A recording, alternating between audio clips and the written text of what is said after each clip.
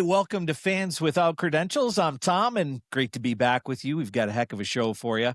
Eric's in the house. We'll let him explain what happened to Jared. It's a sad story, really, but we'll get into those details in just a little bit.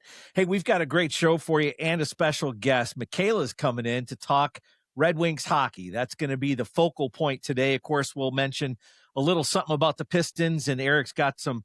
What do you got for us? Yeah, thanks, Tom. I'm going to run down. We'll get up to date on the Major League Baseball season so far in this season. We'll go through the league standings and all the major stats, get everyone caught up, and maybe mention how my fantasy's doing, depending on which team of the four is doing well this week or whatnot.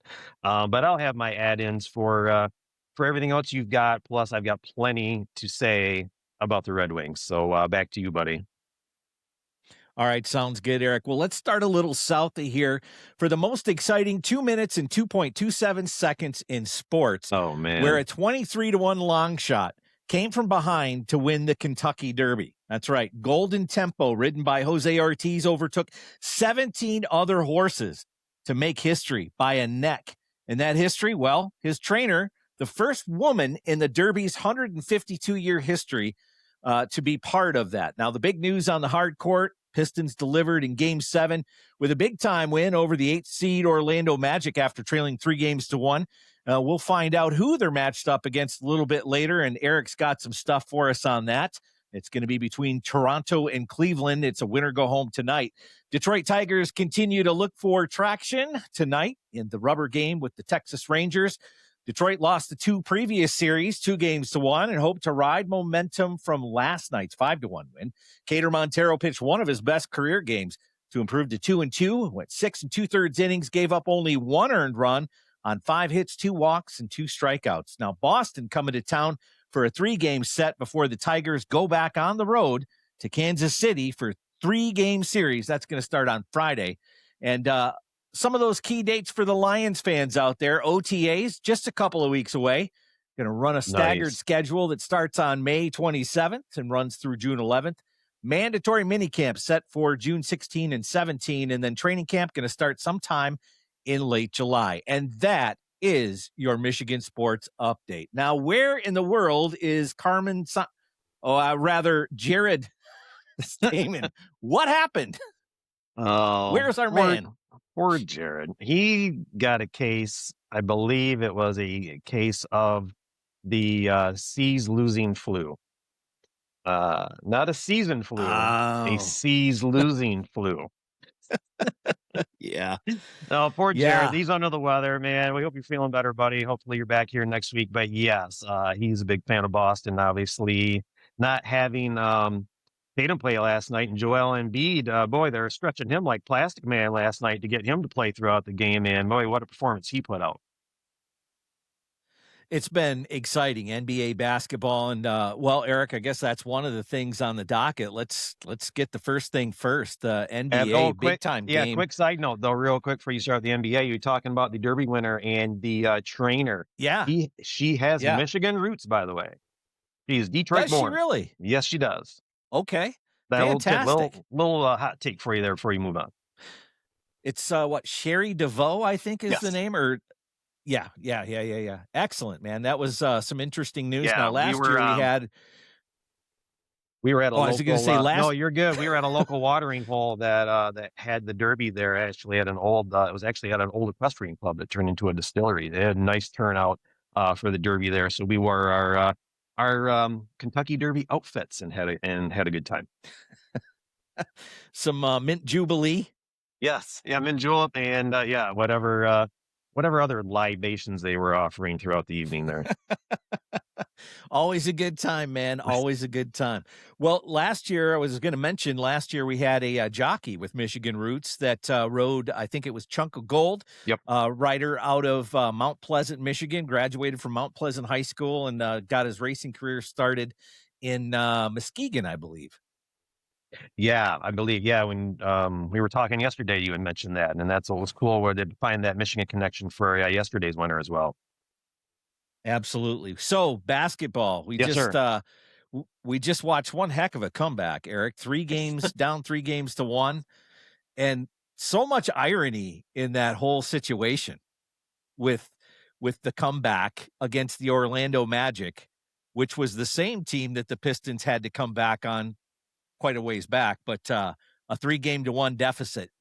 In McGrady, we were talking about this, right? Yeah, that reminded me of the Might have been McGrady he might have series. put a curse on them. Yeah. Yeah, I mean, if you remember the interview sitting in the locker room saying, "Man, it feels good to be able to get out of the first round," and they hadn't gotten out yet, and they didn't get out of the first round, and Pistons ended up sending them home. So don't speak too soon, my friends. Yeah, for sure. It wasn't looking good. Jalen Durham was kind of he was posterized. Had a little bit of a better game today, but Tobias Harris was the big story there as far as Yeah, just kind of he's been pretty steady in these 3 wins, but today was huge. yeah, Tobias Harris. Well, and I mentioned that just before we got on here, Tobias and Cade 30 points, at least 30 points each together for a game 7 today. It's virtually unheard of. So, but man, Tobias Harris, the player of the first half, and really got the train rolling today. So 30 and 30 with he and Cade, 60 points right there from your top 2 scorers. That's top 2 scorers lately. Hey, we got to show that clip. Durham, you know, all the talk Yeah, was about a max under contract leading into this first round series. Is he going to get his 40 mil a year for 5 years or whatever it was going to be, or north of 40? Um, Based on what we've seen, I'm not so sure, especially after a play like this. We talk about taking it to the rack. Oh my goodness. He didn't go around and he went over top 7 times. He's got his own highlight reel of doing that to other guys in the regular season, but man, when it's the playoffs, that's where it counts. And it's interesting too, because that's really the problem that the Red Wings are running into. If you watch the playoffs, and I know you have, and we've got a guest who's watched plenty of playoff hockey this year, the intensity is next level, man. It is on a whole different level when you talk playoffs. Well, yeah, I mean, you've got to be ready. I mean, you've got to be willing to do whatever it takes and leave it all on the floor and do whatever it takes to get out on the floor. I still don't understand why certain players will not play instead of finding every reason to at least try to contribute something and see if you can go. I don't just like go through warmups and be like, oh, I can't do it, or not even go through warmups and say I can't do it. You've got to, especially on a win or go home, is how many game 7s have we had this year already? I mean, look at it. We just mentioned it. Joel Embiid coming out and big difference maker along with Tobias Harris to get the Sixers past Boston, who basically, I think it was Boston and everybody going into these playoffs with the way the Pistons were going in. Yeah, it's I'll tell you what, they're not gonna whether it's Toronto or whether it's Cleveland, they're not gonna have the luxury of being able to spot them a couple of games up front. They're gonna need to be, fully engaged. And I don't know. I think part of the Orlando problem was probably a matchup. I mean, you've got the basketball coach pedigree. I mean, what do you think? Was it a Well, yeah, matchup issue more than anything else? I always wanted, and I've expressed this before, I wanted Charlotte instead of Orlando. I thought Orlando was a terrible Yeah. matchup. And I believe if you look, I believe preseason had Orlando projected to finish above the Pistons this year. And so the fact that we got this tight series really should not be a surprise. And in all honesty, too, despite a couple of injuries and things going Detroit's way, I mean, yes, they came back and won, but yet some things did Yeah. not go Orlando's way, or this series could have been over before game 7. And we could have been Well, I think we if could have been laughing at the yeah. Duran clip in a totally different manner.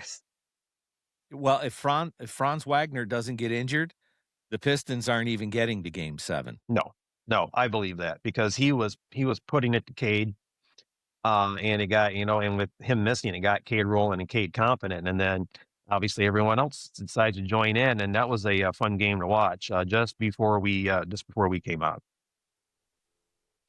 Excellent. Well, Eric, I know you got some baseball you want to talk about. We're past the quarter mark and Yeah, getting ready to head absolutely. to the halfway point here. So what do you got for us?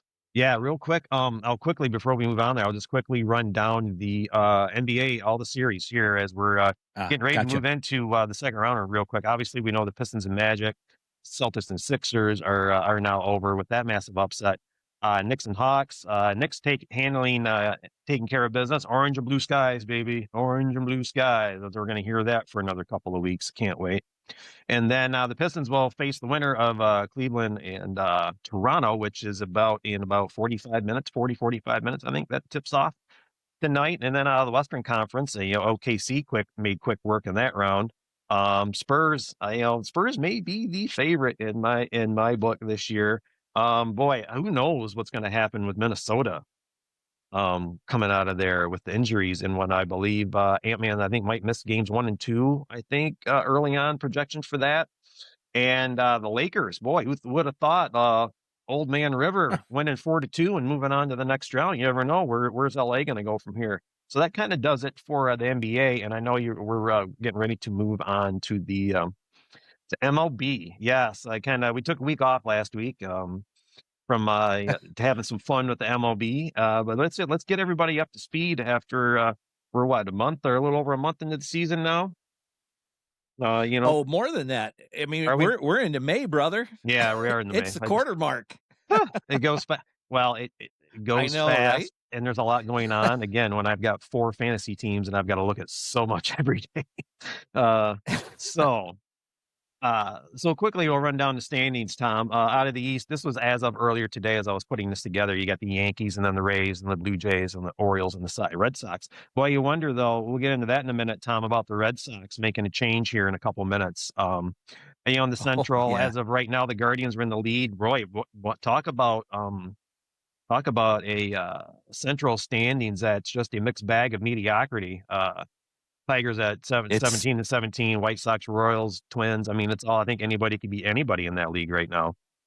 But again, let's move on to the West. Athletics leading at 17-16. Where is the outstanding teams right now? In the National League, Braves took care of Detroit, but they're 24-10 with the Marlins behind them. The Cubs 21-12. The Dodgers out of the West are 20-13. Who's that 30-5 team? There really isn't one. Are we, and before I move on from that, Tom, reading these standings, are we getting into a season of parity possibly?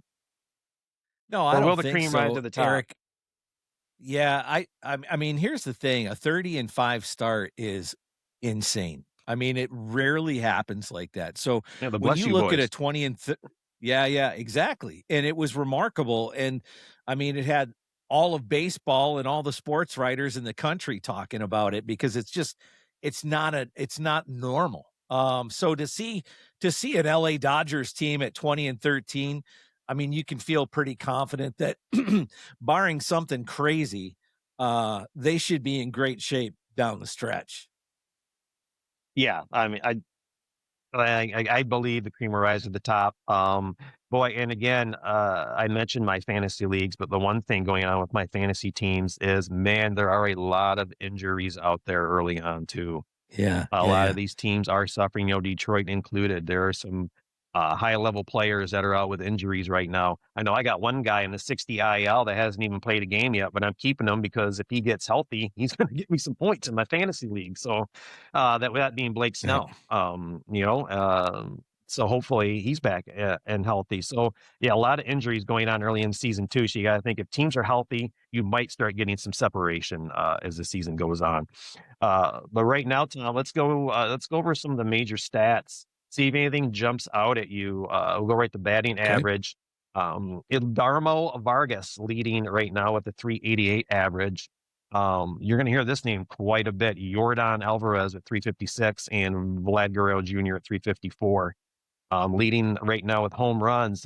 We called this name early on I think this was rookies to look out for, Murakami.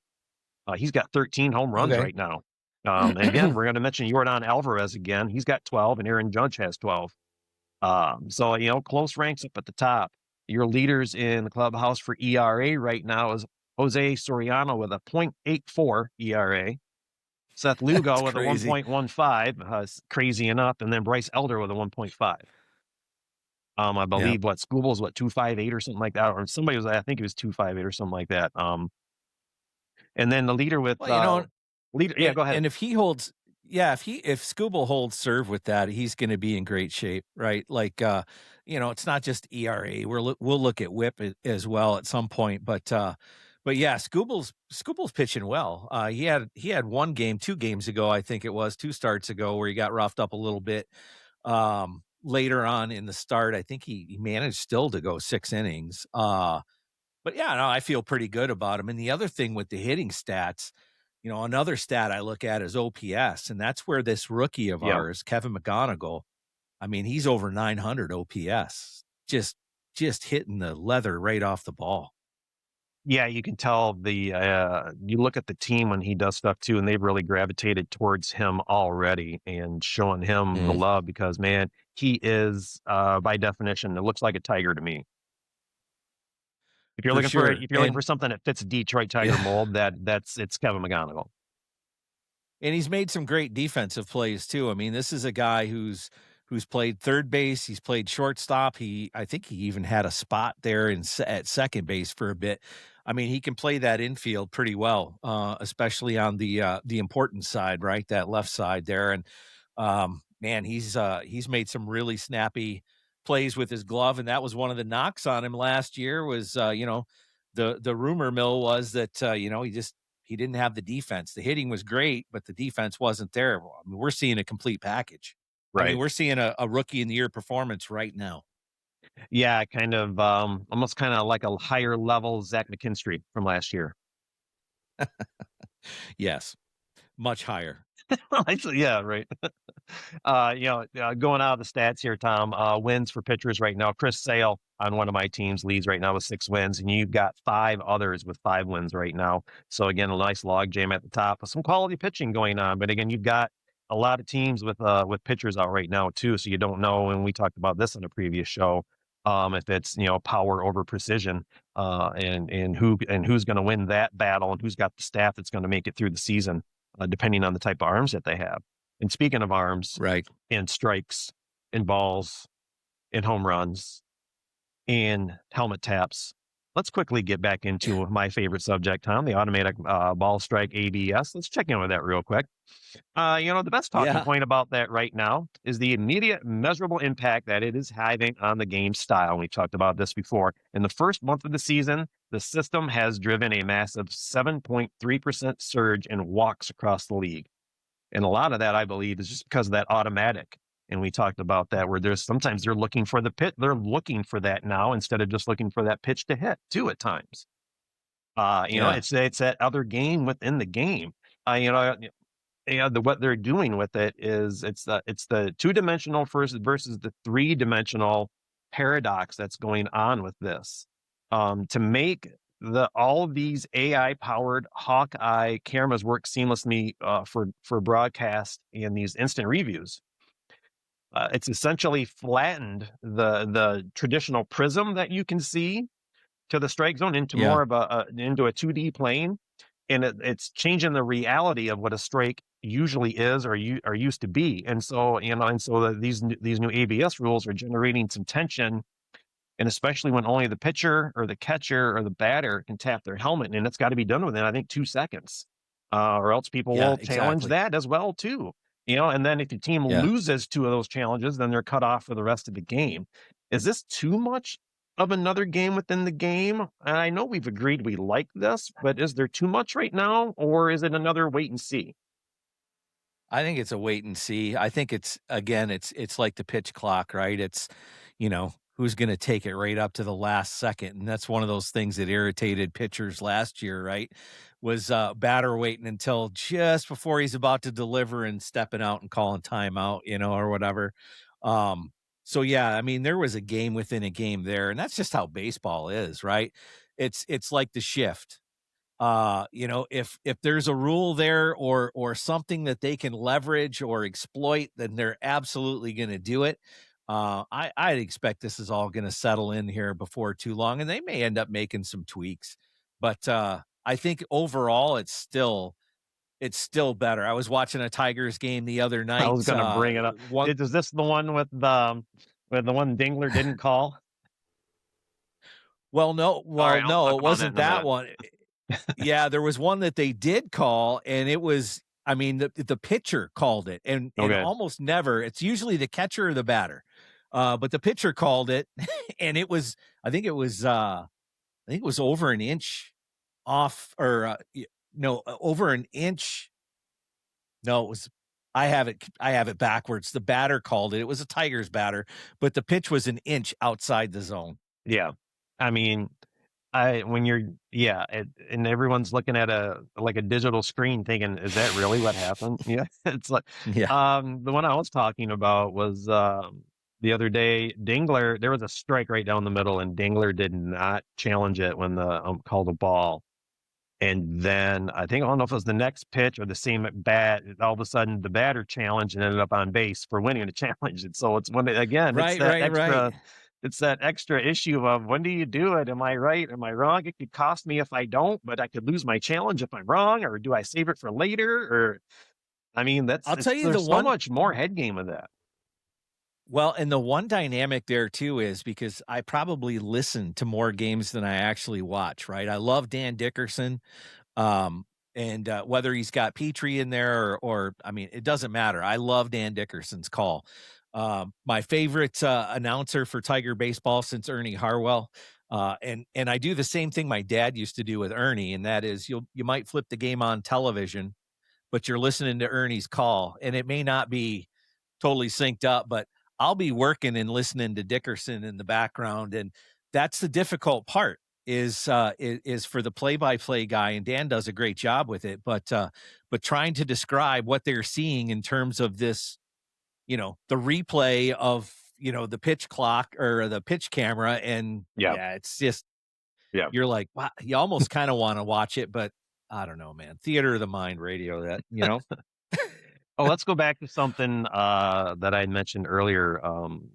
One of the biggest stories overshadowing everything is this little managerial carousel that we've got going right now, with Boston Yeah. firing Alex Cora, Phillies letting one go, but also Mets are sitting at a historically bad mark right now, despite a nice roster. But management, I believe, has announced that they're going to keep things there right now. But again, there could be some hot seat issues there. But again, getting back to the Alex Cora thing right now, is it too early in the season? I mean, Boston, I thought would be better in the standings as far as the season goes right now. Let me get your thoughts.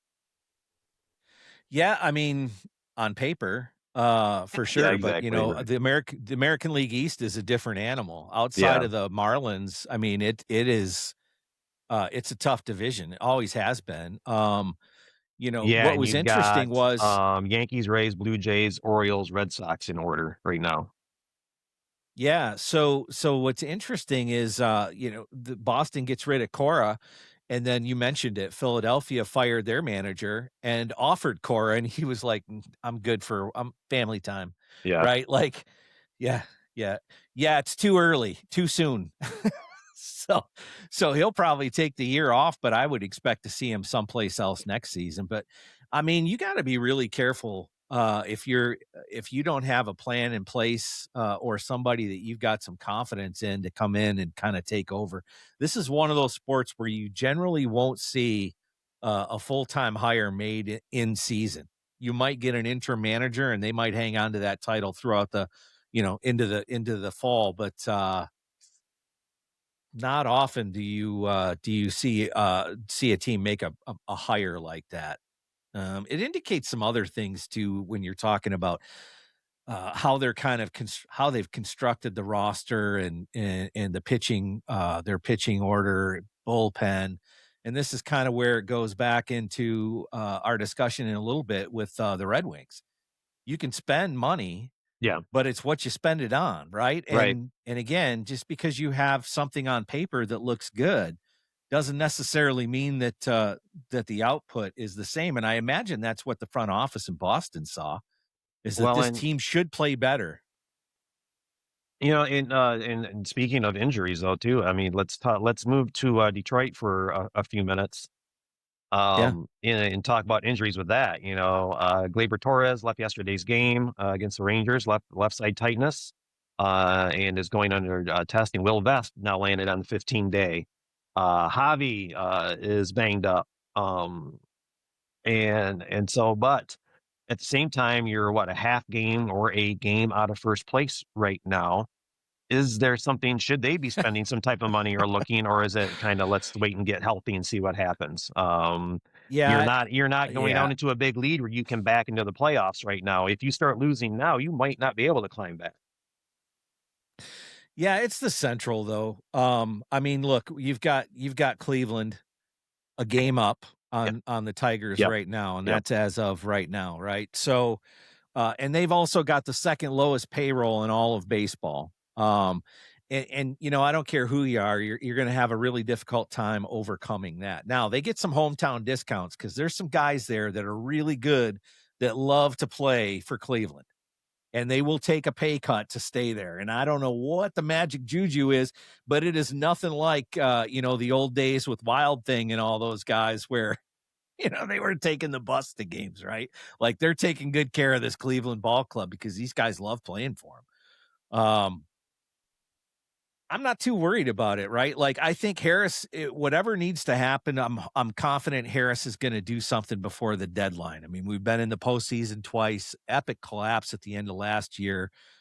They were in it to win it against Seattle once they actually got to the postseason, and that's where the bat would have been really nice. And Scooble maybe throwing 10 more pitches would have been even better, but we won't rehash old old grievances. But yeah, I mean, I feel like they're fine. Central Division is absolute trash. The Tigers are a decent team. They're not a great team. I mean, you look at the series that they've won, they've been against teams that they should have won those series. And you've looked at the series that they've lost, and it's kind of predictable. The Braves are a pretty solid team, and they handled Detroit just fine. What's interesting is, so we've got Boston who struggled. We'll see if they've had some bounce back, because usually when you make that manager change, there's that bounce, usually a positive bounce coming out of a big change like that. Because it wasn't just Cora; it was a lot of coaches got sheathed on that one. And then you've got the Mets coming in right behind them, or rather Kansas City, and then we've got the Mets. Central team, Kansas City, that could go either way, but the Mets are a pretty weak team right now. We'll see. I don't know. We'll see. You They mentioned should take pitching. 2 out of 3 out of all 3 of these series, but You mentioned pitching, so the last thing I'll talk about is we'll get into the pitching right now. I think kind of besides Skubal, who I mean, you've seen him struggle at times too, in some of these games that we've yeah. watched. But I think the high point right now is Montero, providing that much needed stability in the rotation, earning the win. I think he went 6 2/3, allowing a run. He hasn't been the big strikeout machine that we like to see, but he's pitched at least 5 innings in all 6 of his starts so far this year, and you think he's got a 3.48 as of today ERA. Now with the Yep. power going on and everything else, are higher ERAs? As this seems like a higher ERA to me, but are like 3 points and 2 5s. Is this good to carry a staff through the season? Well, you go back to the Bless You Boys, right? Jack Morris. I mean, his career average was right around 4 something. You know what I mean? It's not. I don't particularly have trouble with it. Where you start to get really nervous about an earned run average is when it's a guy coming out of the bullpen. Then Yeah, you're really concerned about what that ERA is. I think if you're right around 4 or under, that's a solid big league ERA, provided your team has bats and can generate some offense, and that's where the Tigers have struggled sometimes. yeah. We talked on a previous episode about middle relief, that 6 7 8 inning area, whatnot, having the most issues with the pitching staff. Again, we mentioned the starting rotation seems to be fine. Boy, it seems like, will Verlander get healthy at all this season, or is this just Mm. the sign and retire tour? I guess we'll find that out as the Yeah. season goes on. But you've got some decent pitching down in Toledo. And the relievers, I think, will be okay. Tasmania seem to be loaded, but need that middle relief shore up. And I think, Yeah, I mean, with Verlander, again, I don't necessarily think he was brought in to be to be a big time force here in the regular season. I think if they can get him back, back to work right around the All-Star break. And again, it's like who knows how long this is going to take, but if they can get him back within the right around the All-Star break, get him some innings or whatever, get him back into the groove before we hit fall, I think the Tigers will be in good shape. And I think when they looked at Verlander in the offseason, that's exactly what they had in mind. They wanted to have another flamethrower. And granted, he's not a flamethrower anymore, but man, is he a savvy pitcher, and he had himself a heck of a postseason He last can year. still But throw a 12-6 like nobody's business. Oh, for sure, for sure. The guy who's really impressed me, and he's had more good outings than bad, coming back from a season-ending injury, a little over a year ago, is Casey Mize. Like, he's, you can tell he's in the last year of a contract, and he's going to have a shot at free agency next year. But two of my holy teams. smokes. Yeah. Casey Mize he's really throwing a good baseball. He's doing a good job kind of finding the right pitch mix rather. And, a lot of the credit too has to go to the catchers. I don't know how much people realize that that's really the quarterback of your pitching game, really. The pitcher can shake it off, but these are the guys that kind of, they've got the continuity. They're out there just about every day rather than every fifth day, and they know what those hitters' tendencies are. So my last question for you about pitching, and then we'll move on as Michaela has now slid into the seat here. Jack Flaherty, what are we doing? It's I gotta believe it's more mental than anything else. And here's what I've seen. So Flaherty gave up a home run the other day, and this is kind of the modus operandi lately for him. He'll get through the first round or whatever. He'll get through the batting order once, gets into that third inning, something happens. And in this last game, it was a home run, and things just devolved from that point on. And it tells me it's mental. And, listening to the play-by-play, it's nothing I would pick up for sure. But when you listen to Dan Petrie and he's talking about how his body is getting out over his leg, so that his body isn't synchronized. And, anybody that knows anything about baseball, pitching is all about mechanics. Absolutely 100% mechanics. I mean, everything's got to be in sync. And so if it's a little bit off, you're going to have trouble locating. And yeah, so I'm wondering if it's not a little bit mental. I wouldn't be surprised if AJ looks to put him into the bullpen. We've got a bullpen start today, so it'll be a bullpen session today, pitching that final game for Texas. I wouldn't be surprised if you see him in that situation before too long. Now, what's the answer to that? I don't know. I mean, you've got a couple of guys that should be coming back from injury, so we'll see. Well, we've got our resident hockey player in the building now. I know this is most of the episode we wanted to spend on hockey, and nice enough to have somebody that we can't just talk about it and think that we know what we're talking about. We actually somebody that plays that and knows what they're talking about. Bringing in my daughter Michaela, who played travel hockey and then played at Aquinas. Tom, this is your segment. I will let you take this one away to start off, as I put the mic in between us to be able to talk. Yeah, there you go. Scooch over, Dad. Let her get in the shot. How you doing, Michaela? I'm good. How are you? I'm great. So we, first of all, just want to tell you how much I appreciate you coming in here. And, outside of your dad, the other two bozos that we typically talk sports with don't know a whole lot they don't know puck. So, so not that we know much about it either. But that's why we wanted to get you in here. Because one of the most frustrating things, especially for he and I don't know how much of this you remember, but the Red Wings used to be an amazing team. Much better. Yeah, much better. And so like we lived through the Dead Wings era. We were kind of coming up youngsters when they were really bad, and then they got really good for a long time, and then the salary cap came in, and Mr. Ilitch said, "I don't care, trade away whatever you got to trade away. We're going to field champions." And then Mr. Ilitch died, and the salary cap is there, and Ken Holland had a whole big mess to clean up, and Steve Yzerman has since had to pick that up. So the fact of the matter is the cupboards have been bare for a while. But what's interesting is coming off of the 10th consecutive year that they've missed the playoffs, coming off of that, they had set the record for most consecutive playoff appearances, beating the Montreal Canadiens. They passed them, and then the very next year, that was it. It was the beginning of a decade of, I can't even say mediocrity. So what's your earliest memory of watching the Red Wings, Michaela, before we get into your own playing career? Ooh, it was probably they probably started really paying attention to him in 2014 when I started playing hockey. Um, Okay. and they were doing pretty good. Like there was Dotsuk still, Zetterberg, so like they definitely were still doing good, but they never went to the playoffs. So in that time period still.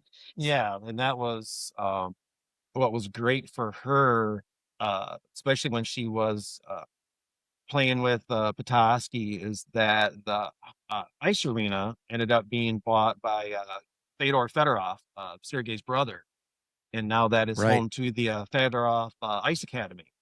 And Mhm. so it was Right. really cool to be able to be a part of that as the transition was going on, and to have the Petoskey Piranhas there too, and to be able to get to know Fedor and meet Sergey at one point too was really cool, and nice to have that connection.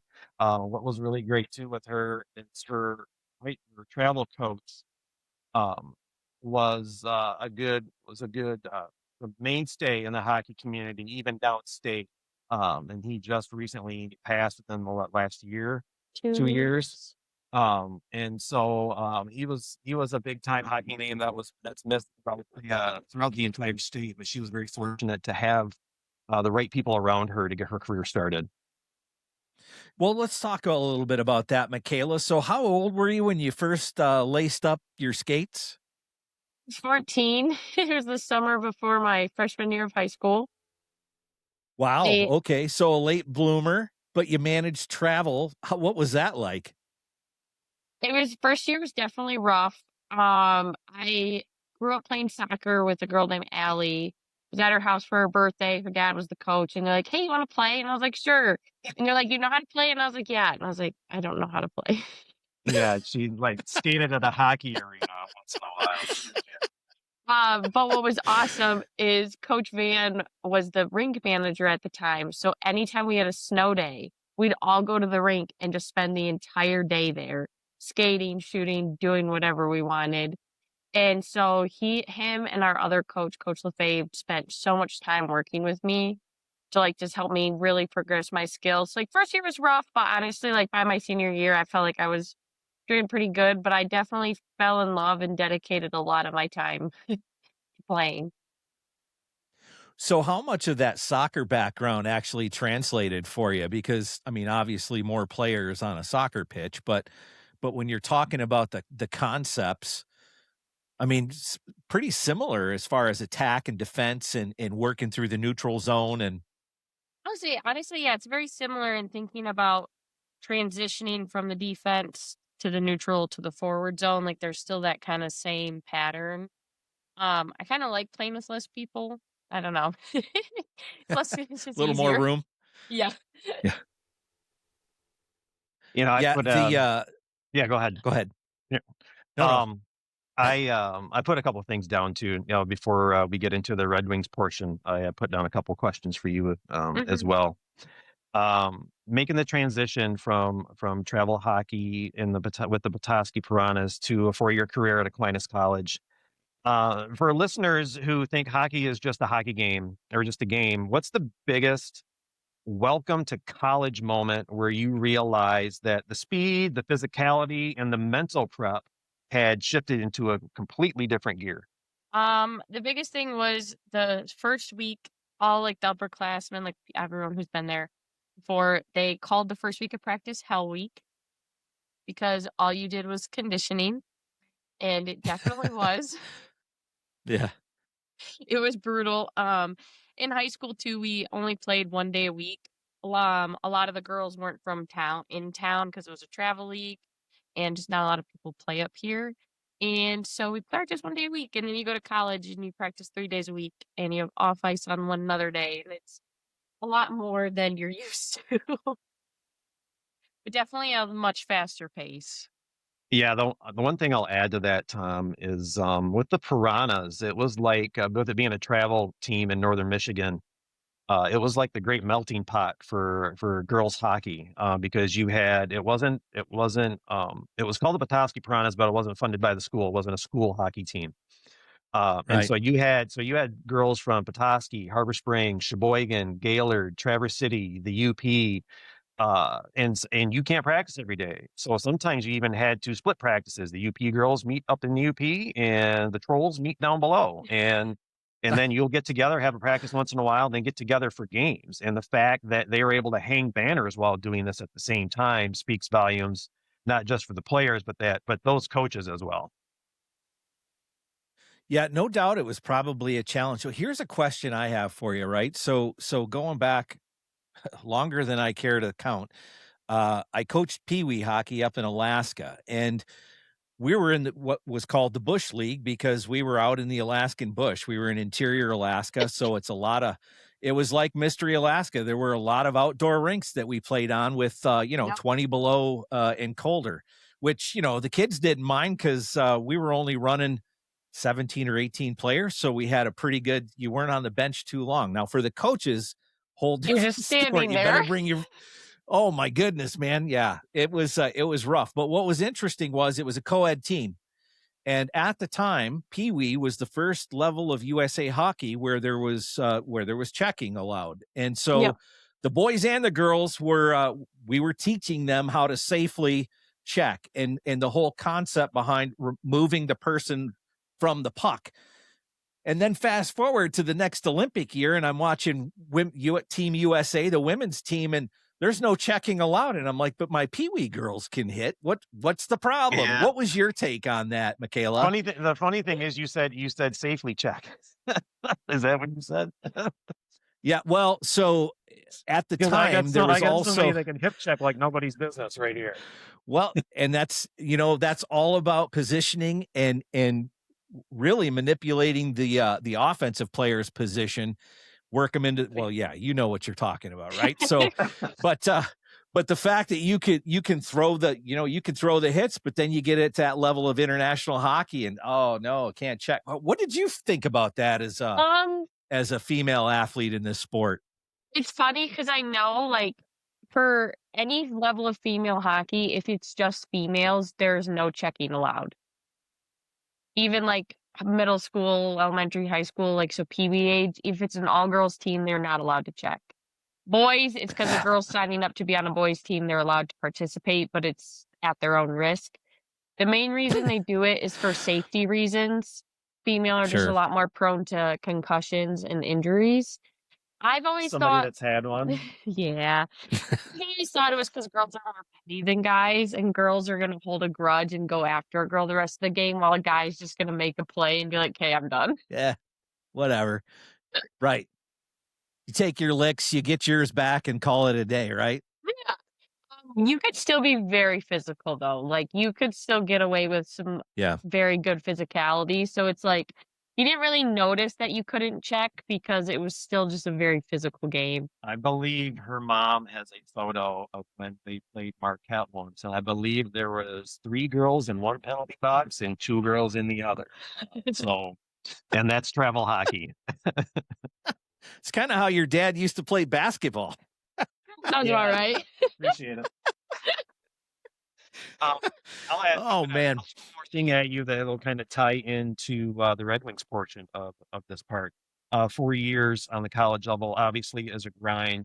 But looking back at your time at Aquinas, is there one characteristic from your successful teams that you don't see on this current Red Wings roster um, when things start going sideways? What is the one thing that you were able to do with your teams that kept you close knit when facing adversity that the Red Wings haven't been able to do? The biggest one I can think of is back in high school with the Piranhas, and we were a family. Like, we always had each other's backs. Like, we were always there for each other. And so I almost think too, like, if the Red Wings, I don't know, it's like they don't fully have each other's back. And sometimes too, it's like just lacking the physicality and the roughness, I feel like, of protecting each other. I don't know, like, I feel like there's just something missing that hasn't clicked with them. And Well, and it's and funny getting you into that, mentioned that. she, Yeah. and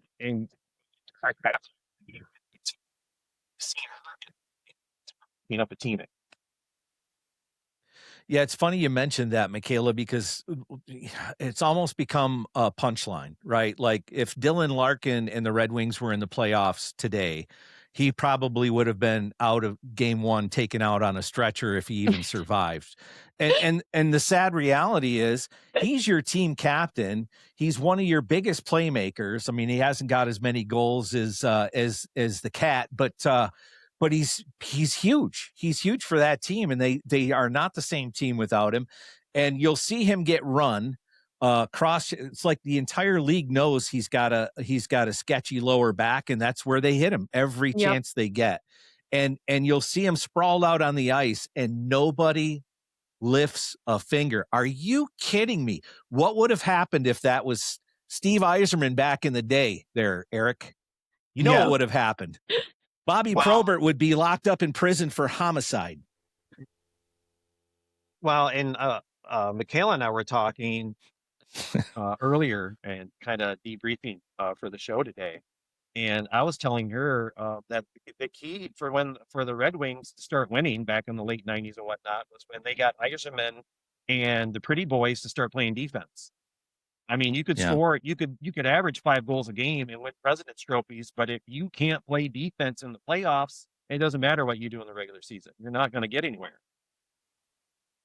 Yeah, it's interesting, and we'll just go ahead and switch gears and just get right into it because I've looked at 3 different aspects of this team and kind of what's been happening the last couple of years. And again, we'll give the GM some grace because the cupboards were bare when he came in. Now, not all the draft picks that Holland made were terrible. I mean, you look at Anthony Mantha right now, and he's having himself a pretty good season and pretty good postseason, 30 goal scorer, and he was somebody that Holland drafted and was tossed to the scrap heap, and he's never going to amount to anything. And he's got out of Detroit, and he did pretty well. So, when you look at this team, there's the aspect of the prospects, the kids. You've got the free agents, the veterans, and then you've got this. I don't know. You've just got this whole pro scouting front office that just doesn't seem connected with the coaching staff and the coaching staff with the players, and there's a leadership vacuum. It feels like across the board, and so. I mean, we'll just hear from Steve Yzerman himself, asked, what's the problem, more or less, and here's his response. Most importantly, what do you see needs to change with this team to get to the playoffs? Well, the most obvious would be, we need better players. We need to improve specifically in certain areas. We can talk about goal scoring. We need to improve in that area, particularly 5-on-5. Collectively, if you're watching the playoffs, and I'm assuming and I'm hoping our players are, to play with the intensity and determination needed to be successful to make the playoffs and get there. But ultimately, it's incumbent upon me and my staff to improve the team. So when you talk about players for the Red Wings, right? Let's start with the pipeline. One of the things you hear anytime Yzerman is criticized is, well, we've got one of the best farm systems in the NHL. Well, what are your thoughts when you hear that? When you hear that about, look at these kids in Grand Rapids and we've got a great farm system. Well, it's tricky. It's kind of hard because, like, growing up here, I wasn't like it was a very different way of hockey up here than it was downstate in terms of all the opportunities. So, like, it wasn't until later I kind of picked up on how big, like in college, I started to pick up on how big these kind of schools were for hockey. and almost like they would recruit. But and it's like my other thing is it's like this is awesome, but it's like if you don't recruit these kids, what's like if they're not going to Detroit? Yeah, and with the Grand Rapids thing, I mean, how many times have we pulled something in Grand Rapids and it not work out now too? I mean, it's like, are we making the wrong decisions at the NHL level? Because they won the Calder Cup not too long ago, and they are running away with their division this year. And even their farm system, which I went down and saw a game about a month ago or so, the Toledo Walleye went down there. Their club looks good too. So they've got two farm systems that are doing great. Why can't they make the proper decisions to get the right personnel up to help the main squad? Well, part of the thing with the Griffins is they probably lean a little more prospect heavy as far as an AHL roster than some of the other teams do. But when you look at some of the main publications out there that that write on hockey or whatever, and they usually put the Red Wings somewhere between top 5, top 10 pipelines, right? The problem is there's caveats with that. It isn't like they've got the top 10, top 5 prospects in the NHL playing for them. They don't. What they have is depth, right? So they've got good prospects that play 200 feet. They play a 200-foot game. What they don't have is an elite difference-making prospect, a potential superstar. They've got guys that are going to be top 6, potentially top 6 players, but nobody that's going to take a game on in the playoffs when you're down a couple of goals, put the team on their shoulders and find a way and make a way to win that game. You just don't have that in their system. And so when you look at the Griffins, you're talking about probably 35% are prospect players. Most of them, have a decent grade. You got some guys that are going to be bottom 6. You got some guys that are going to be top 6. They're going to be good NHL players at some point, but none of them are yet projected to be great. Seider is the only one. And then I guess if you would look at, they've got a couple of guys that they might round out into form, right? They've got a couple that might round out into form, but for the most part, no. And then the rest of the guys they've got there are young veterans who just, they're not going to make an NHL roster, and they're there to kind of to fill some of those positions and get the team on the ice. You look at some of the great players that we supposedly have, and they're still in the NCAA or lower tier hockey, like Toledo, like you said. Mm-hmm. Well, I had 3 quick points about this that kind of talk about some of that too. I mean, you've got Larkin and Casper in the middle. Other than that, you've got nobody. So depth is an issue. You've got to fix your 5-on-5 scoring. I mean, power plays will win you games, but you've got to get. I mean, you've got to get your even strength set up to where you can be a force 5-on-5, and then you've got to trim the fat. We've got to get rid of this dead weight, old contracts, old people, whatever. Keep your young studs, your Datsu wannabes or whatever, and let's rebuild the roster and get this back to where Hockey Town is supposed to be, and not what you would call town the friends and family. Yeah, it's interesting too when you look at some of the free agent moves that they've made. Outside of DeBrincat, Kane was kind of it paid off. I mean, a good veteran, gave him some good minutes. Definitely this year was not at the same level we've seen him the previous couple of years. And, think about the injury that he had before he came to Detroit. And it's amazing he was even able to give us what he did. But DeBrincat has been like, that was the hometown discount we got. And he really wanted to play here. And he took a little less to come here and play here, with Kane.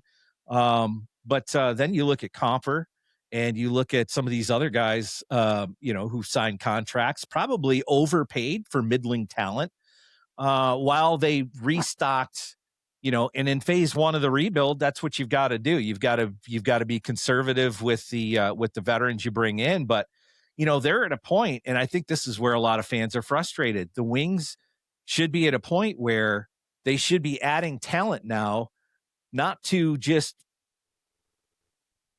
build a roster just to buy some time for the for the prospects to make their way up, because we've seen some of them do that. And again, we're at a point now where you got to make moves to get over the top. You're never going to get the 0-2 greatest team ever assembled again. You can't put your hopes and dreams on something like that ever happening again, too. And again, you show me a nice guy, I'll show you a generous loser. It's about time to put the niceness away and let's start doing what needs to be done to get some results and quit the excuses. As now, as I want to been to Michaela, the Iser plan. One of Tom's favorites. It's been Iserman's been here for 7 years, and we are now 10 years not making the playoffs, which is now the longest current streak in the NHL. And granted, we had 92 points or something. And if we were the Western Conference, that might have been good enough, but we're not in the Western Conference. And so, we are where we're at, and we are. I believe ownership is starting to get their ire up and the hair on the back of their neck. I think they're getting tired of it. I think the honeymoon's over. Where do you see the Red Wings going as far as management? Do you think the Iser plan should take another year? I know we all love Iserman and what he did for the team back then and the organization, and that'll never be forgotten. But a name is just a name. It doesn't mean you're going to get results. Do you see the Iser plan working itself out, or does he get a little bit of more time and possibly shown the door eventually? I feel like with it being 7 years, and obviously it's hard because it's just like he's got a big connection with the Red Wings. But there comes a point where it's like there's obviously, you guys have tried changing coaches, you have tried doing this, you have tried taking from the Griffins, you do all this stuff, and then nothing's working. So it's like, okay, maybe you just need to make that bold move and be like, listen, we'll keep you in the system somewhere, but we need to put someone else in control because something's got to change. And I feel like it's got to be something big. Because again, it's like, well, if you give him another year, it's like, okay, well, what if you say that again? And then you say it's like eventually you got to just cut it and go for it.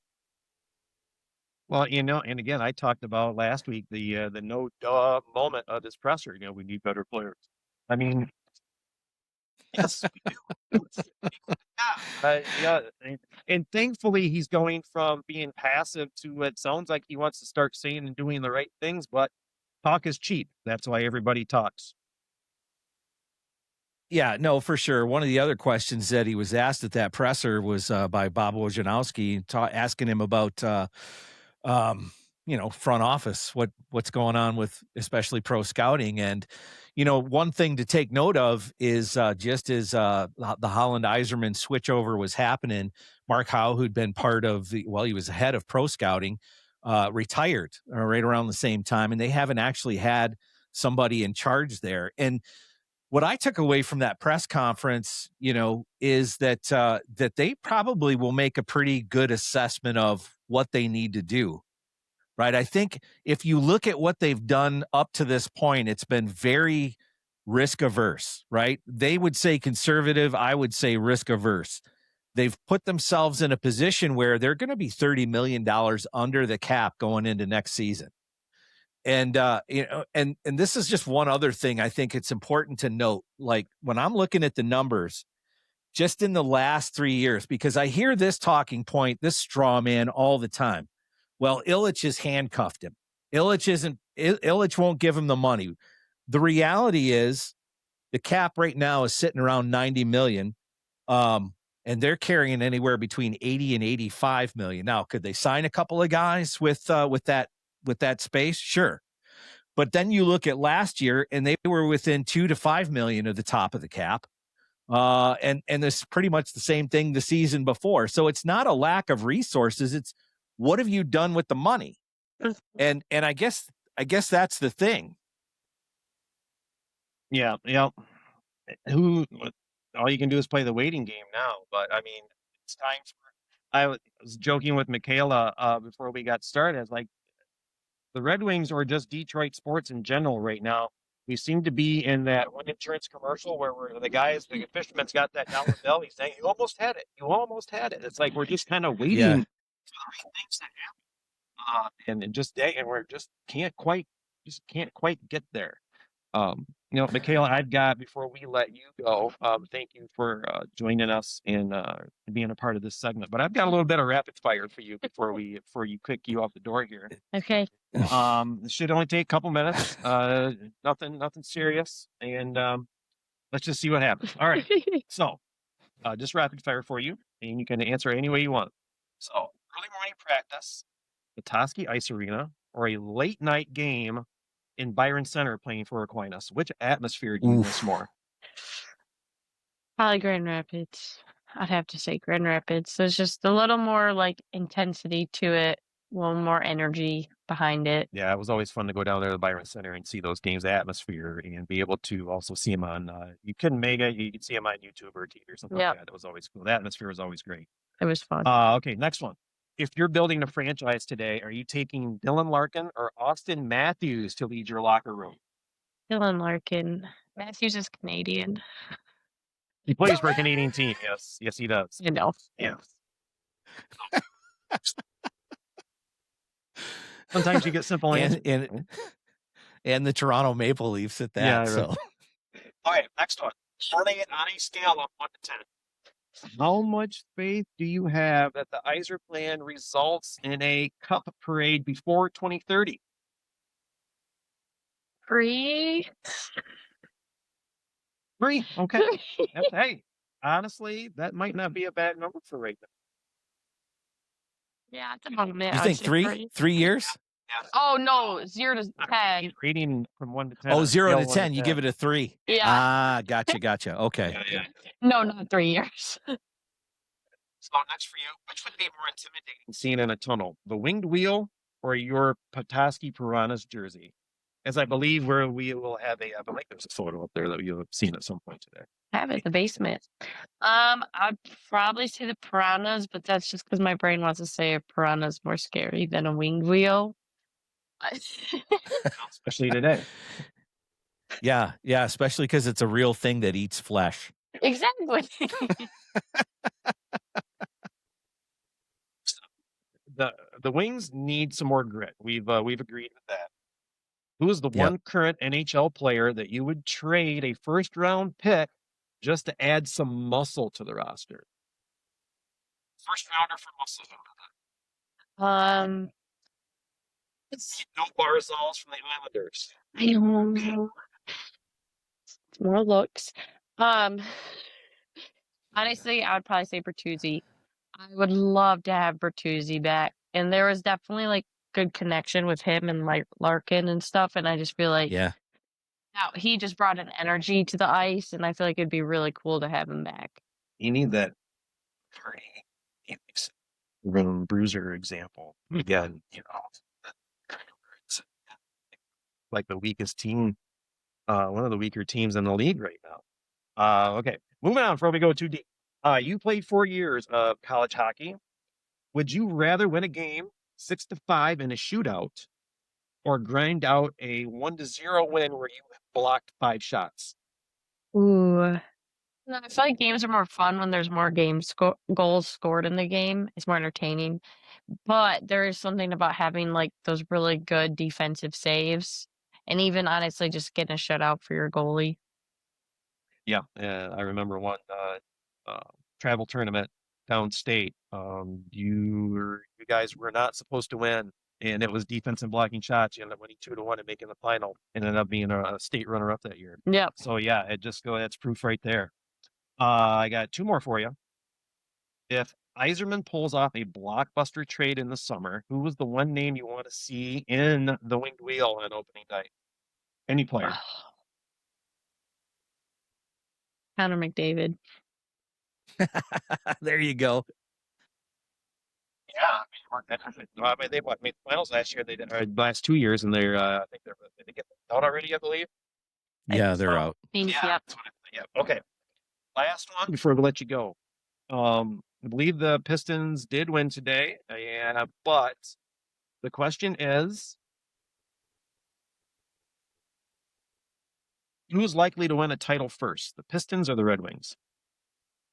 I'm going to say the Pistons just because they're in the playoffs right now. Yeah, see. There's a lot left to be done, and there's a lot left for these guys to clean up. That's true. I kind of believe that will probably happen with Pistons before the Red Wings first, myself too. Even if it's not this year, but Yes. So, Yeah. Michaela, we Yeah. appreciate you stopping by. Yeah. I'll let you scoot out. thank you for having me. Yeah. Yeah, to meet great you. to see you, Michaela. Thanks for taking some time for us, and yeah, don't forget to watch all of our future episodes. And you got a free invite; you can come back anytime you want. Talk about whatever Thank you. sports you want to talk about too. Thank you. I Yeah. appreciate it. Can tell you about my summer All right, slow pitch softball league. There you go. That's a whole lot different than hockey, A little bit. or is it? Or is it? No. Yeah. Thank you so much. Thank you. Yeah, love you. Love you.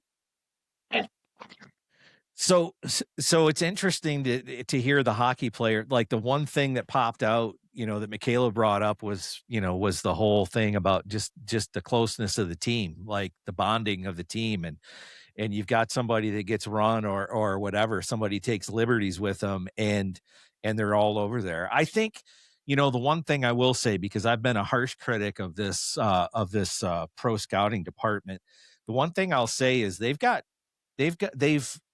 brought in some guys who've raised the floor.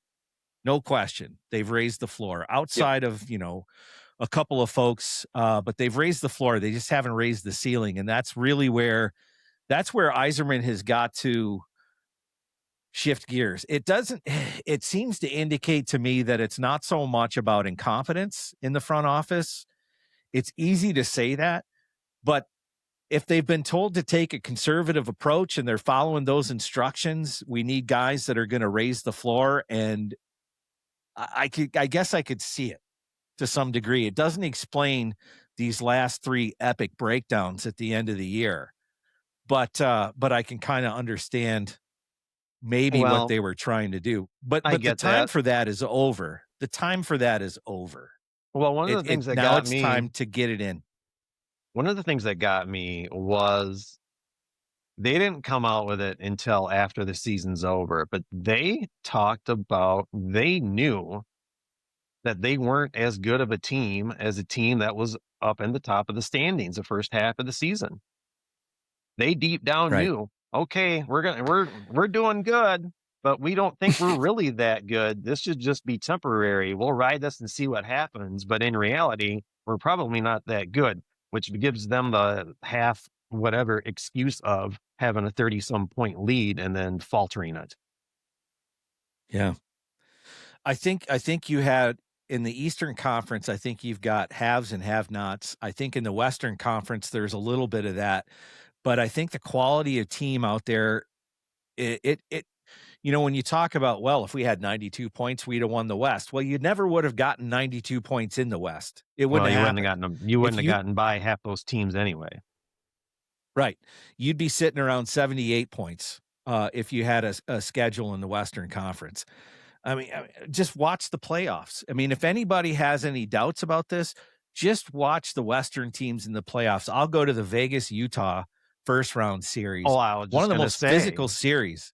I was just going to say, you have Unbelievably expansion physical. Utah making the playoffs, just like expansion Vegas did, and both of those teams look better than Detroit.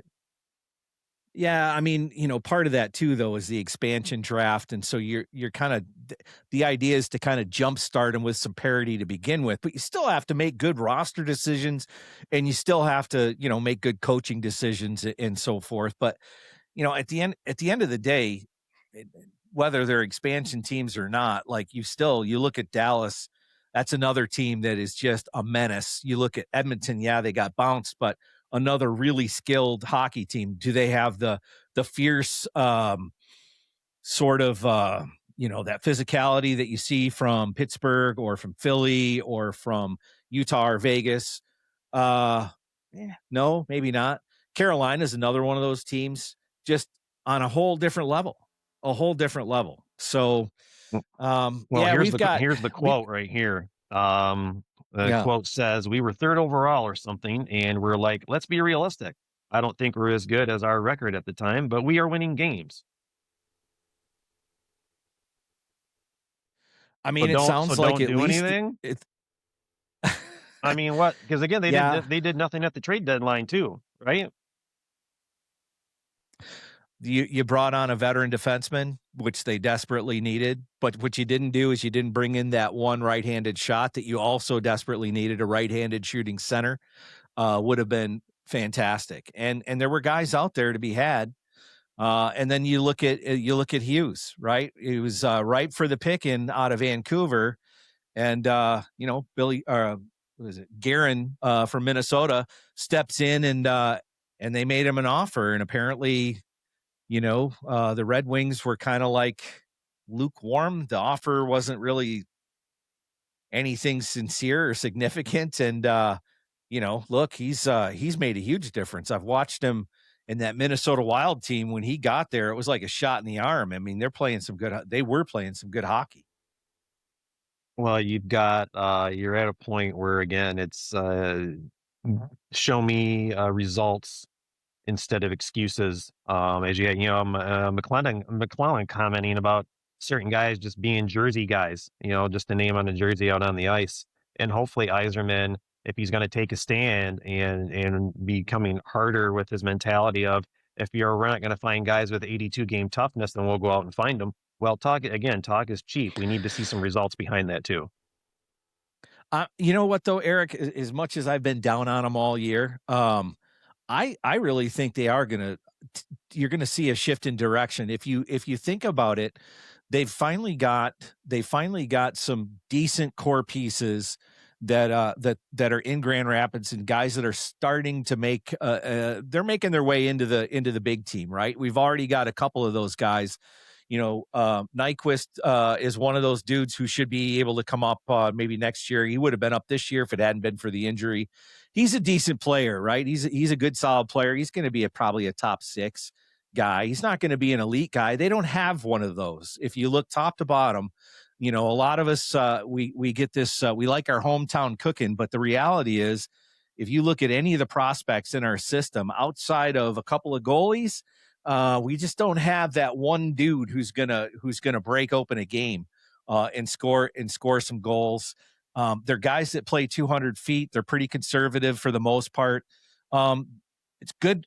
They're good pieces. And if you look at the dudes that are already on the roster, you got Larkin, who's in his prime, DeBrincat, who's in his prime, Sider, who's coming up. Raymond still has, he's still not quite, I think, in his prime yet. He's getting there. He had kind of a ho-hum finish to the season. He took off like gangbusters, and I don't know if it was an injury or what. I mean, McClellan kind of mentioned that, yeah, he was banged up, but everybody is by March, you know what I mean? So, but I think if they change philosophy, if all it is philosophy and pro scouting, and instead of looking for guys that are going to lift the floor, they look for some guys that are going to lift the ceiling. And again, you've got some contracts expiring, and you've got $30 million in cap maneuverability for next year.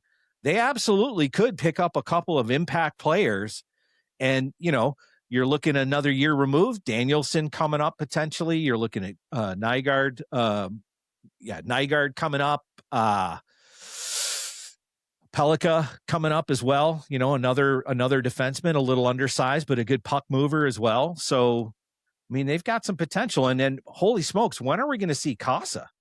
Yeah, I agree there. But man, everything always sounds good. And it just seems to be that's where we're at, is everything just sounds good. It sounds good going in my ear, but it doesn't sound good when it's coming back out of my mouth in disgust from what I'm hearing, or whatever happens in the end. I think what they've got to do, there's just a couple of things that they've got to do, and they will find themselves being able to not only make it, but should be able to be competitive in a first round series. And that is, you got to continue to bring some of these guys up. We've got to see what Cosa can do against NHL caliber talent. We've got to see that. They are going to have to change their thinking, their thought process, and pro scouting. And again, they're going to need to go after some guys that they're going to have to take some risk and go after some guys that are going to put them over the top. They need another top defensive pair, a defenseman to fit in the top defensive pairing, right? because the veteran they did sign, I mean, he's fine, but he's not a number 2 defenseman. He's just not, Quinn. And so you've got that. You definitely need help on offense. 5-on-5 scoring was terrible. And so this is where you really got to look at free agency. And I don't know that they're even going to attempt to bring in a guy like Connor McDavid. The asking price is probably way beyond what we would spend. But the other thing, and this is what I'm curious about your thoughts on this. What about just the leadership in the locker room? Do you see a change needed there? I honestly think you probably need what's going on right now isn't working. I think you need somebody hard pressed. And I don't want to say hard heart, but somebody a hardened person that's going to set the tone in the locker room that this is who the Red Wings are going to be going forward. And they have to be a team that's hardened and can play defense and knows how to check and play physical, because again, all they have to do is watch their own documentaries to learn from their own mistakes in the past. Yeah. I mean, Yeah, and that's the thing. you can get your Sergeys and Datsuks and Zetterbergs and whatever and score and have 100 and some points all the years that you want. But if you can't play defense, your 100 and some points ain't going to get you through the finals. Well, and we don't have guys outside of DeBrincat that could even come close to that kind of scoring anyway. And again, it's a different game today, but the reality is, we have defensive lapses and we don't score goals, and that's kind of been the thing. Like, there is a role for forwards to play defense. When defensemen pinch in, you gotta cover for them. You know what I mean? And but the thing that I guess the bigger question is who wears the C, because honestly, looking at the last press conference that the players did, and Larkin was kind of asked, like, what do you tell these guys, or how do you, prepare your teammates, your line mates for, playoff hockey? He says, I really don't know. Yeah, I've only ever, and listen, man, that's not, you can't have that from your captain. No, you can't. I love the guy as a player. You have but to the have leadership is lacking. You have to have a level of integrity if you're going to be a leader with that. Which means you're going to say or do what needs to be done regardless of the consequences. I mean, you can't, if you're going to be the leader, you can't be the nicest guy in the locker room. I mean, you're the leader. I mean, your name is on this. Is this what represents you? If not, then you either make it what represents you, or you put someone else in position that's going to be the proper representative. Yeah, that's it. I mean, I'm looking for, going back to my time in the military, I mean, you gravitate toward leaders who exude some confidence. And what I didn't see from Dylan Larkin coming out of the Olympic break, when things kind of started going sideways, is confidence at all. Like, at all. You just, his body language, the tone of voice, he sounded almost defeated. And, what we saw when he was playing, at the international level with other superstars, is the guy is incredible. And he's made some great plays for Detroit, but I just don't know if he's the right leader for that team. Well, let's just transition that. Let's transition that into coaching, though, too, because you need a coach that's going to be just as hard as well, too. I mean, Scotty Bowman's not coming back. No,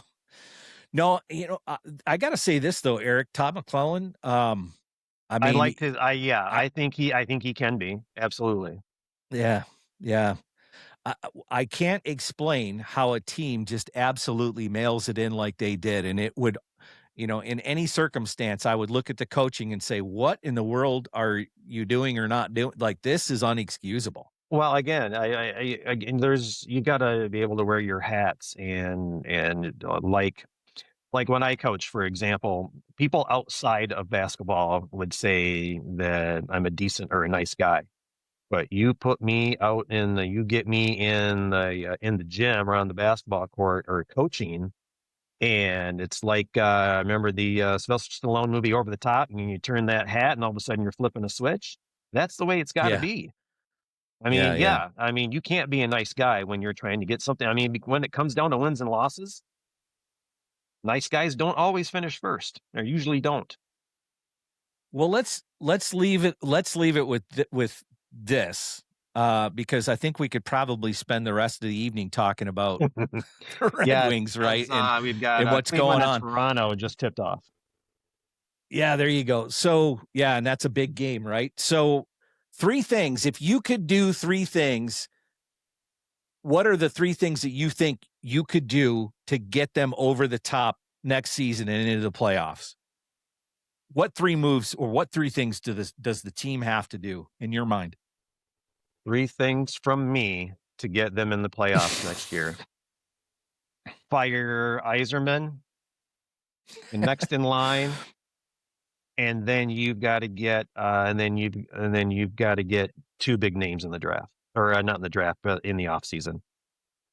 Free agency. Okay. You need new management, and you want a couple of good signings.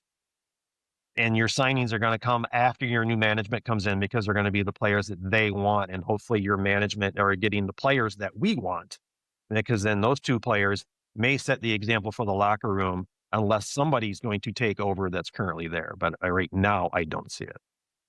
I think there needs to be wholesale changes. Yeah, I'm not ready to, and I never would have imagined saying this. I'm not ready to throw the baby out with the bathwater yet. Like, here's the thing. I look at pro scouting as the biggest problem that they have in the front office. I think if Yzerman can bring somebody in to lead that organization, and again, they haven't had a leader in 7 years. Like, Draper has tried to wear 2 hats and it's not working out, right? You bring in somebody who has a different philosophy, a more aggressive philosophy, a more risk-taker philosophy in to lead that pro scouting department, I think is a huge step forward, because it will accomplish part of what you just said. It'll accomplish the team looking for and hopefully signing free agents that are going to raise the ceiling, higher quality, better quality players to go with some of these young guys, right? And I think, so that's number 1. Number 2, you got to have a change at captain. The leader on that team on the ice has got to have confidence, so that their teammates have confidence in them. And if you've got players that are just kind of going to look the other way when one of their teammates get run through, you got to let them go. You just got to let them go. I'm not saying you take a stupid penalty or whatever, but at some point, you've got to stand up for one another. They got to set the tone, and it's going to start in Traverse City, I believe, if they get the right leadership. Those 2 things, I think, would be enough to get them over the top. But number 3 for me would you got to bring Sebastian Cossa up here, and you got to get him some NHL minutes. You have to. And granted, he had a lot of time in Grand Rapids, didn't sit a lot, but Gibson needs a good backup. And I think, given where he is age-wise, if Cossa can pick it up, you could see him splitting pretty much down the middle. You could see him splitting time. For me, I have a hard time after 7 years. It's coming. It's coming. Coming soon. Coming soon. It's like cry wolf syndrome. How long before you quit listening? Yeah, I don't think, to his credit though, Eric, I don't, and I looked for it. I don't think I've ever heard him say it's coming soon. I think all I've heard him say is it takes a long time. It takes a long time. And I think listen, it's a broken record, and none of us want to hear that. We want to see our team in the postseason. And, a lot of us felt like this was the year, but it wasn't. And a lot of, as you said, a lot of those weaknesses that folks inside the organization saw early in the season came to fruition before the end of the season. But now you've got prospects that are making their way into the big club, and it's time to take some risk.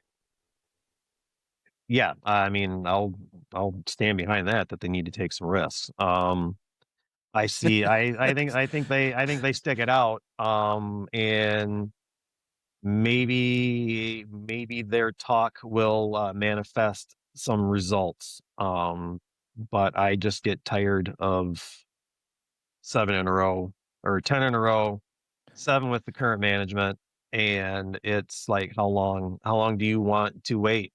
And the longer you keep Eisen around, how long are you going to keep people that are on your current roster along too? As long as you're going to keep him, you can think, oh, we're not too far away or whatnot. Then I mean, and he's even saying we need better players. Yeah. So you're saying you need better players being here 7 years. What have you constructed? I mean, what you're trying to build a mansion on quicksand. Well, I think, yeah, I think the emphasis, and it's just like the Tigers when Harris took over as the GM there, as frustrating as that's been, a lot of emphasis on rebuilding the pipeline. And, again, the Wings have a solid pipeline. It's The ranked fairly pipeline is high, but there. it's not. Yeah, it's there, and I think that's the point. I think we're at a point in the rebuild where you go from phase 1, which is rebuild your pipeline, to phase 2, which is, okay, now you're going to have to bring in some veterans and develop these guys at the NHL level and compete. But Kosa is never going to be an NHL goalie unless he gets NHL minutes. I agree with that. I think he needs to be up and should have been up. I just think how much time for these steps. I mean, you've got to rebuild. Okay, it's taken 7 years to rebuild the farm system. I think this year, 27, is the year they have to make it. Oh yes, Like if we don't see going into Traverse City, going into preseason, if we don't see some substantive changes through free agency, and granted, honestly, I don't think it's going to be free agency because the free agent market doesn't look great. But if we don't see some veteran talent added through trades, which is about the only way you're going to get some decent talent, right? I think it's going to be more of the same, obviously. I wouldn't be opposed to possibly, trading away Larkin for something. I think it's one of those things. If you got to take the C off his sweater, I mean, what's that going to do for morale if you're going to take it off him? I mean, he was pretty much brought in to be the next, lifer captain. And if it's not going to work out, what's that going to do for his mentality if he doesn't have the C anymore? Well, and that's the thing. I think he's a super talented player who deserves probably. I mean, he was Captain America. He was part of Captain America during the winning the gold medal. I think he deserves a shot. A change of scene, to see what he can do. Would love to see him go to a cup contender and watch him thrive. And it's unfortunate, but I just don't see how it's going to work here. And I don't. No fault of it. No fault of it. I don't fly this blanket behind me just for visual value or whatnot. I follow all 4 of these teams and care about all 4 of these teams. It's just we are stuck in the rut of when. Yeah. Well, I don't know. I think if we don't see him turn the corner this year, and again, it could be a shortened season because of labor issues, but for certain in the next full season, I would expect that Chris Ilitch is going to make a change. Yeah, I mean, I think I've said it in the last 2 weeks that that ownership is at its end. So yes, I believe, and Yzerman is starting to say that what should be the right things about about being harder and doing and getting some results now. So hopefully, we're having different conversations a year from now. Hopefully we're having a different conversation in the fall because we signed some quality veterans to add to the roster. Absolutely. Yeah, for sure. Well, listen, dude, it's been fun. And for Jared out there, hopefully watching, hopefully he's feeling a little bit better. We miss you, dude. And we'll see you next week. And for all of you tuning in, this is the spot for armchair quarterbacks and, the bench warmers, so to speak. Yeah. Appreciate you watching episode 5 of Fans Without Credentials. You like, subscribe, comment. Yeah.